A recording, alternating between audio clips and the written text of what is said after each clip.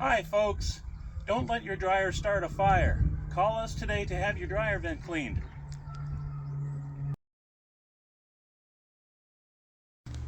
Hi folks, this is Paul, the dryer vent doctor.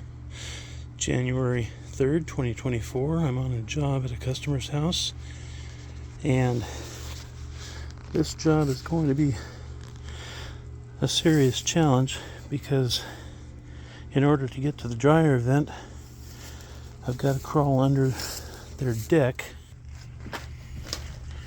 And there's the dryer vent. And you can see how dirty it is up there. And the dryer is running, that's why you see that lint kind of moving around. But there isn't very much air coming out of the vent. It's clogged pretty bad. And there's the dryer vent pipe. So it's metal pipe like it's supposed to be, but it needs some changes and repairs. Duct tape on the joints is not good because it will dry rot and needs to be replaced with metal tape.